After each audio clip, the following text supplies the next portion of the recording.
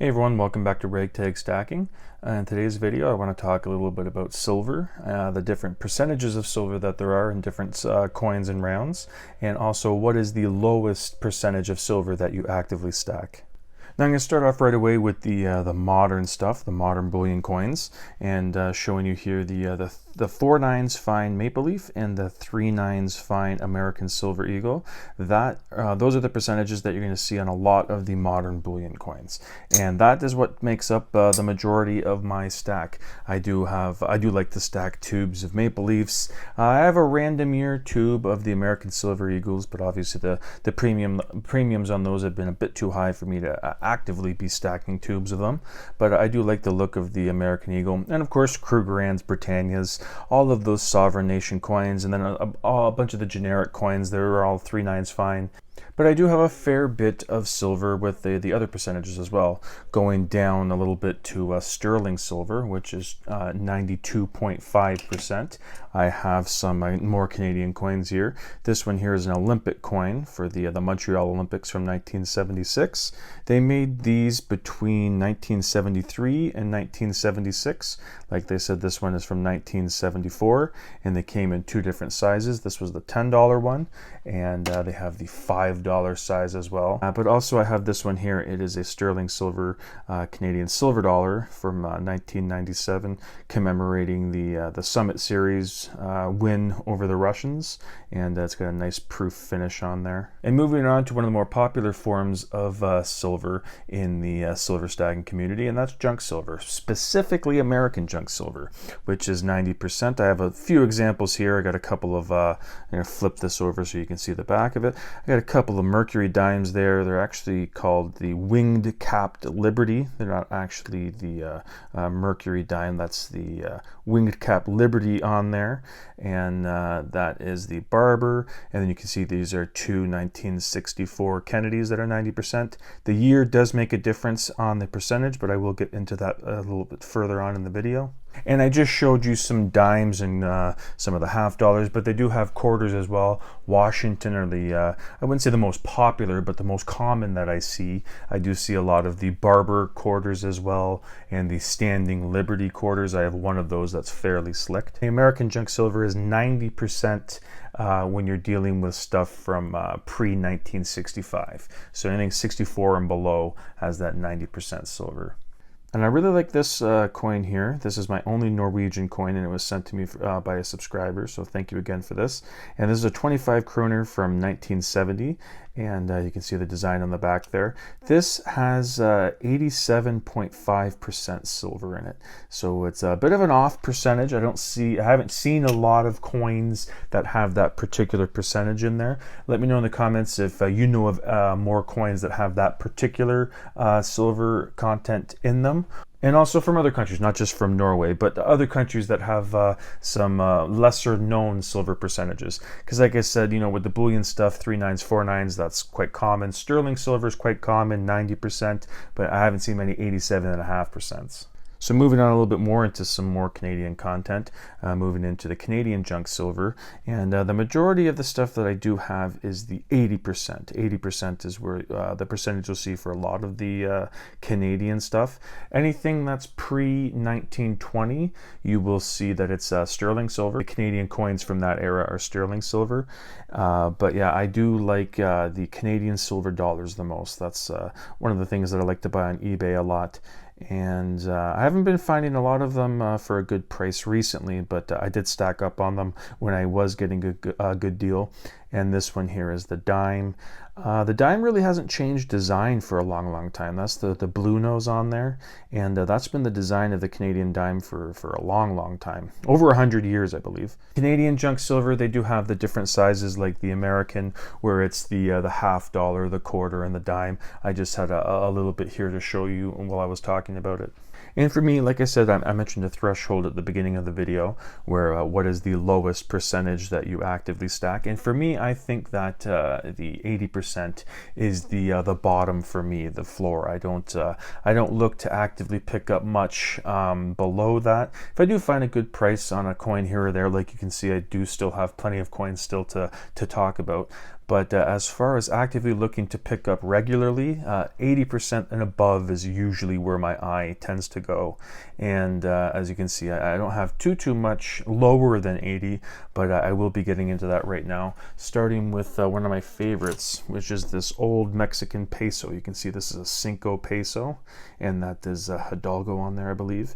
This one is from 1957, and one of my favorite things about the Cinco Peso is it has all the information on there. You can see it's 72% silver. Then you can see the coin is the 18.055 grams. It's from 1957 and Cinco Peso. It's got all the information you need on there, and I always love the look of the eagle biting the head off the snake there. And as I said, I always like the Mexican silver. I don't have too many of the circulated coins. I have one more that I'll be touching on, but Libertads are definitely one of my favorite modern bullion coins to pick up. And then moving on a little bit more down to the next percentage, and it's another Canadian coin I'm going to show you here. This is another Canadian silver dollar. I showed you the sterling silver Canadian dollar. That was from a series that ran from 2002. That was from a series that ran from 92 until 2002. Well, this silver coin series, the silver dollar series, ran from 1971 until 1991. And this is a proof version of that. They had two different kinds. For all 20 from 71 until 91, they had what was called specimen. I'm going to show you that one here. This one's it's not a proof dollar, it's just a regular one, and they called that the specimen. So every single coin in that series has the specimen version of the coin, but only the coins from 1981, this is from 82, anything from 1981 until 1991 come in proof and specimen. So I'm still trying to work on getting every single coin in the series, the entire specimen series, and then the coin that have the proof version as well. But these ones are 50%, and these are something that you can definitely get on eBay. I find them for a pretty decent price on eBay. I haven't picked up many recently, but I was getting a good price on those on eBay. And getting on further down, these will look familiar from earlier in the video. These are Kennedy half dollars, but like I said, these are the 90% ones, and I noted the year 1964. So anything, as I said, 64 and below is 90%. This one is from 1967, the one in the back there, 65.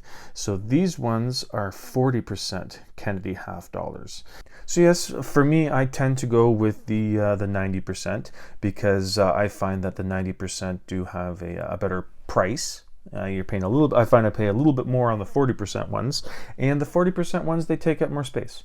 So I do like to go with the 90%. I see more of the 90%, and it just seems like more like a better deal when I do buy them. And like I said, the 40%, they just will take up a lot more space. And the next one I only have one of, and it's 35%, and that is the Jefferson War nickel. You see, from 1943. And I believe that like on Monticello there, you have to look for the mint mark of P. I believe that is the what you're looking for to easily identify that is a silver nickel that has the 35% in it. And I did want to touch on another Mexican coin, like I said. I showed you the one that was the 72%, and this one is currently the lowest silver content coin that I have in my stack, which is 10%, and it's an un peso, but I really like the look. Again, I think this is still Hidalgo again. This was Hidalgo on there, but I'm not sure if that's a different guy, because this is from 1964. So from 57 to 64, they might have changed leaders, but I think that is still Hidalgo. And again, like I said, I do like the look of the eagle biting the head off the snake. I like the look of the other one, the Cinco Peso, a bit more than the un peso, because it doesn't have as much information on there. It doesn't say the 10%, and it doesn't say the amount of grams in there.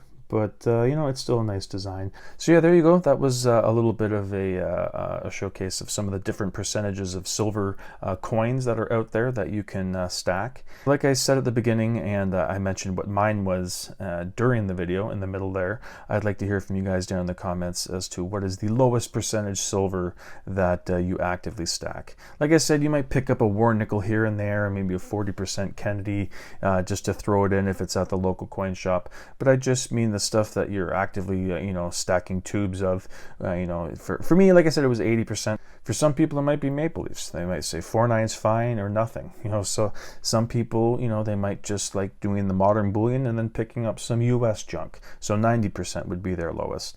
But yeah, as I said, I'd like to hear from you guys what your lowest is. And I did mention a bunch of different percentages and different types of silver with the 4.9s and 3.9s. Then I mentioned the sterling silver and the 90%, the lone Norwegian one, which was 87.5, 72% from Mexico, some 50% coins from Canada, some 80% coins from Canada. I had some 40% Kennedys, 35%, and then the lone 10% Mexican coin there. Those were some of the percentages. But if you have some other coins from around the world that have differing percentages from the ones that I just listed, I'd like to hear, because as I said, those are some of the more common ones. The 87.5 was one that I hadn't heard from before. But I would like to hear if there's some coins that are like in the 60s or different percentages in 70s and 80s, because I'm not too familiar with all the different percentages. But I do have a fairly decent little spread here of some different percentages to show you. But anyways, that's it for today's video. Thank you so much for watching, and I hope you come back for the next one. Thank you.